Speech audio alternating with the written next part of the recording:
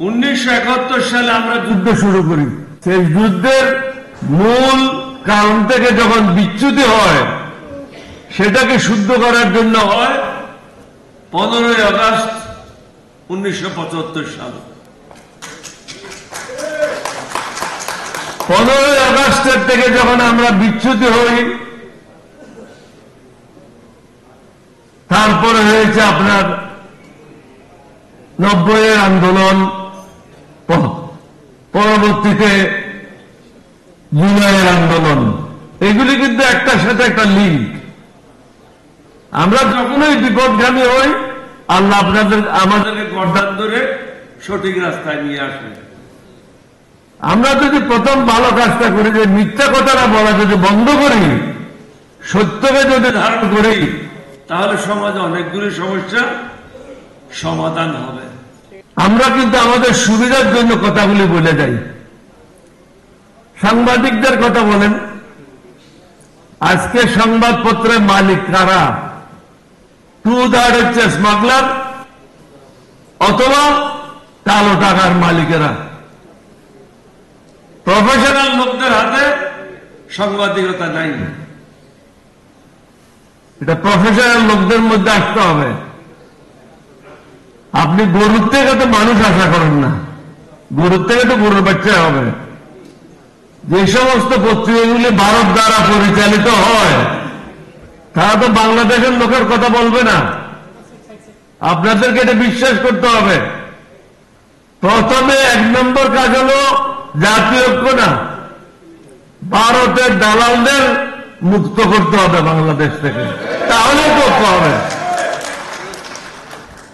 আমি মন্দিরে যাব, আবার তুমি মাথা দিয়ে মসজিদে এসে বলবো আপনাদের সাথে আছি, এটা তো হবে না। মোদির সাথে দেখা করব, ভারতের মন্ত্রীদের সাথে দেখা করব, তাদের সাথে কথা বলবো, আর বলবো না আমি ভালো মুসলমান। নামাজ পড়লে হয়ে যায় মৌলবাদী, আর ডাকেশ্বরী মন্দিরে গেলে হয়ে যায় কি সেকুলারিজম। আমাকে এমন সময় মঞ্চে আসার জন্য বলা হয়েছে যখন আপনারা এনগ্রি অ্যান্ড হাঙ্গ্রি। তো যা হোক, আপনাদের বক্তব্যগুলি শুনলাম, বিশেষ করে ইলিয়াস, কনক সরোয়ার, সবার বক্তব্যগুলি শুনলাম, পিনাকি ভট্টাচার্যের কথাগুলি শুনলাম, কিন্তু আপনাদের কথা এবং কাজের মধ্যে কোনো সামঞ্জস্য দেখতেছি না। এই জন্য বলবো, ইংরেজ আমলে ইংরেজরা বলতো যে একটু দাঁড়ায় নীরবতা পালন করেন। আমি একজন মুসলমান বা একজন হিন্দু, কেউ যদি মারা যায় এই নীরবতা পালনের মাধ্যমে, তার রুহের মধ্যে কিভাবে সওয়াবটা পৌঁছাচ্ছেন? সে কি সওয়াব পাচ্ছে? তাহলে নীরবতা কার জন্য? ইংরেজদের জন্য? লর্ড ক্লাইভের জন্য? নীরবতারা বাদ দেন, আল্লাহর রাস্তে যা বলেন তা বিশ্বাস করেন। মঞ্চে উঠে মিথ্যা কথা বলি, জনসমক্ষে মিথ্যা কথা বলি, কিন্তু বাস্তবে করে অন্য কাজ। এখন থেকে দোয়া পাঠ করেন, যারা ইন্তেকাল করেছেন, শহীদ হয়েছেন, তাদের জন্য দোয়া করেন, সেটাই পৌঁছবে। এটা যদি বিসমিল্লাহ পড়েন, এটা কিয়ামত পর্যন্ত এটা সব বিতরণ হইতে থাকবে, কিন্তু দাঁড়ায় থাকলে কোনো কাজ হবে না। একটা কাজ হবে যে আমি যেমন অনেকক্ষণ বসা ছিলাম, আসতে একটু কষ্ট হয়েছে, হাঁটতে কষ্ট হয়েছে, ওইটা একটু দাঁড়ালে আমার হাঁটুটা একটু ঠিক হয়ে যাবে, এটা হতে পারে, কিন্তু অন্যভাবে কোনো ফায়দা আছে বলে আমি মনে করি না। আমি সহ সবাইকে একটা কথা বলবো, বাস্তবতা এবং আবেগ দুটো পৃথক জিনিস। আমরা কিন্তু আবেগে তাড়িত হয়ে কাজগুলি করি, বিবেক ব্যবহার করি না।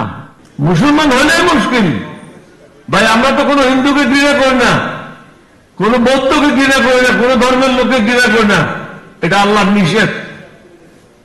তুমি যার যার পথে সে চলো। আল্লাহ বলে দিয়েছে এদিকে গেলে ঢাকা যেতে পারবা, এদিকে গেলে বরিশাল যেতে পারবা। এখন তুমি যেদিকে যাও যাও, ছেড়ে দিয়েছি দুনিয়াতে তোমাকে। যখন আমার কাছে ফিরে আসবে তখন গর্দান ধরবো, সঠিক রাস্তায় যাও নাই কেন? আমরা কিন্তু টাকার পিছনে দৌড়াচ্ছি।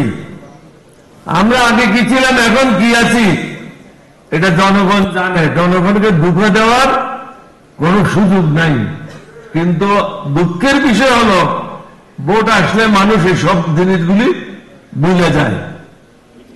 বিদেশে নির্বাচন হয় ওই ব্যক্তি কি ধরনের তার উপর নির্ভর করে তাকে ভোট দেওয়া হয়, আর আমাদের দেশে ভোটের পদ্ধতি হলো সিম্বলের উপরে। আমরা যতদিন পর্যন্ত সত্যকে ধারণ করব না ততদিন পর্যন্ত ইলিয়াস বা কনক সরোয়ার বা পিনাকি ভট্টাচার্য যতই চেঁচামেচি করুক লন্ডন থেকে বা আমেরিকা থেকে কোনো লাভ হবে না। লাভ হবে যখন আমরা সবাই ওয়াল এক লাইনে আসবো, সেটা হলো ভারতীয় দালাল মুক্ত বাংলাদেশ। এটা হলো আমাদের 1 নম্বর এজেন্ডা। এটার থেকে মুক্ত না হলে কিছু হবে না। আমি আপনাদেরকে একটা উদাহরণ দিচ্ছি।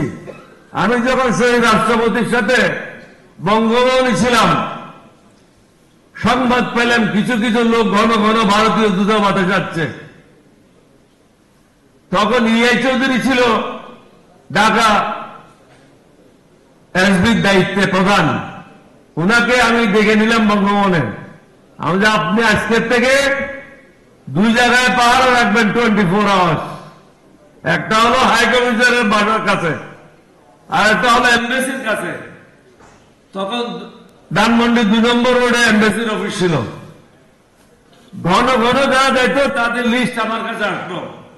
তখন বললাম যে এদেরকে রাত্রে 12টার সময় উঠাবেন, উঠে তাদেরকে ইন্টারোগেট করবেন, কোনো কষ্ট দেবেন না, চা খাওয়াবেন, কেক খাওয়াবেন, কিন্তু ইন্টারোগেট করবেন কি কারণে তুই ঘন ঘন ভারতবর্ষের এমবেসিতে যাস।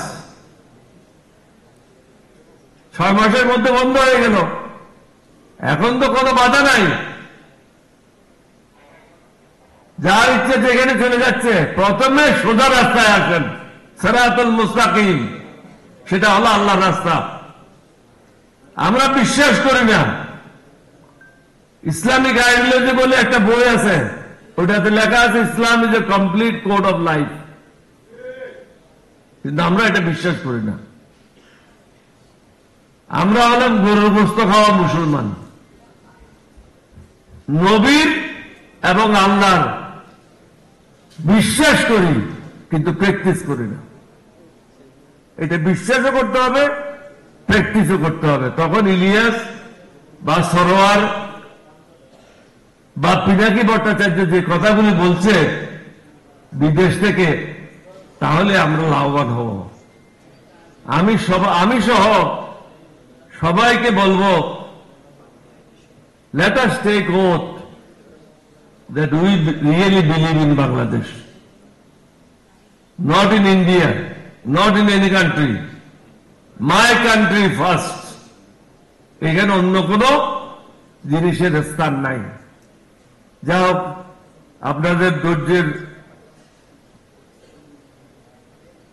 বাদ বাঁধতে চাই না।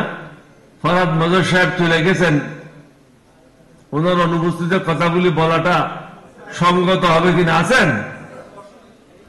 ওনার স্ত্রী তো ক্যাবিনেটে আছেন। আমি মনে করি ওনার স্ত্রীকে যদি এই কথাগুলি বলেন, উনি ক্যাবিনেটে কথাগুলি তুলতে পারেন, তাহলে তো আমরা আরো বেশি উপকৃত হব। যা হোক, ইলিয়াস হোসেন, পিনাকি ভট্টাচার্য, কনক সরোয়ার সহ যারা বিদেশে থেকে অনেক কষ্ট করে আমাদেরকে উৎসাহ, উদ্দীপনা এবং বিভিন্নভাবে সহযোগিতা করছেন, তাদেরকে ধন্যবাদ জানাই। এখানে অনেকে বলেছে, কিন্তু এখনো দেখা যায় সাংবাদিকদের মধ্যে একটা জিনিস, যারা পয়সা দেয় তাদের নামগুলি ঘন ঘন প্রচার করে। ওই যে বিভিন্ন মাদ্রাসায় গেলে আপনারা দেখবেন, যদি আপনি 50 টাকা দেন, বলছে মেজর হাফিজ সাহেব 50 টাকা দিয়েছে, মরহাবা। কিছুক্ষণ পরে এয়ার মার্শাল আলতাফ সাহেব যখন যান, উনি যখন 10,000 টাকা দেন, আলতাফ সাহেব 10,000 টাকা দিয়েছেন, মরহাবা মরহাবা, তখন কিন্তু আওয়াজটা পরিবর্তন হয়ে যায়। তো সাংবাদিকদেরকে অনুরোধ করবে, এরকম আওয়াজটা পরিবর্তন করেন না, কারো পিছনে লাগেন না, তথ্য সংগ্রহ করেন এবং মানুষকে এক্সপোজ করেন। যারা ভালো কাজ করছেন তাদেরকেও সম্মানিত করেন যেমন, এবং যারা ভালো কাজ করে তাদেরকে সাহায্য করেন। সেটা করছে না, এই সমাজে সেটা হচ্ছে না, পয়সা দিয়ে সব ম্যানেজ হচ্ছে। আমি সব জায়গায় বলি, বসুন্ধরা কি বলেছিল, এখনো আছি, অতীতেও ছিলাম, মৃত্যুর পরেও থাকবো। তুই কি মৃত্যুর পরেও হাসিনের সাথে দুজনে যাবি? এদের কি হচ্ছে, বিভিন্ন রাজনৈতিক দলের নেতারা বড় বড় পদ নিয়ে ওখানে বসে আছে, তো বসুন্ধরা শাস্তি হবে করতে। এইরকম ব্যবসায়ীদের কাছ থেকে টাকা নিয়ে আমরা তাদেরকে প্যাট্রোনাইজ করছি। আর আমরা এখানে লা মেরিডিয়ানে এসে ওয়াজ করে লাভটা কি আমার বলেন? যা আল্লাহ সবাইকে সৎ পথে রাখুক, সত্যের পথে রাখুক। দেরিতে হলেও সত্য কথাটা যেন মুখ দিয়ে বের হয়, মৃত্যুর আগে হলো, তাহলে আল্লাহ আল্লাহ রসুলের সাহায্য পাবেন, না হলে পাবেন না। এটা এর উপরে হাদিস আছে, আমি এটা বলতে চাচ্ছি না। আপনাদের সবাইকে ধন্যবাদ, এবং যারা উদ্যোগ নিয়ে বাংলা এডিশনে নতুন ভাবে, তারা আগেও ছিল, নতুন ভাবে মাঠে নেমেছে, আমরা আশা করি তাদের দ্বারা মানুষ উপকৃত হবে। তবে তাদেরকে এটাই বলবো, আবেগে তাড়িত হবেন না, বাস্তবে বিশ্বাস করেন এবং সেটাই প্রকাশ করেন। আপনাদের সবাইকে ধন্যবাদ। বাংলাদেশ জিন্দাবাদ। আসসালামু আলাইকুম ওয়া রাহমাতুল্লাহি ওয়া বারাকাতুহু। একটা কথা বলতে ভুলে গেছি, অ্যানাউন্সার আমার নাতিদের থেকে অনেক ছোট হবে। আমি এটা লন্ডন থেকে পিএইচডি করেছি, এখানে কোনো নকল করে সলিমুল্লাহ কলিমুল্লাহকে দিয়ে লেখাই করিনি। 5.5 বছর লেখাপড়া করেছি, কিন্তু আমার নামের আগে ডক্টরেট লিখে বলতে উনি লজ্জা পাচ্ছেন। তো সমাজ আগে যাবে কোথেকে? সমাজ কিভাবে আগে যাবে?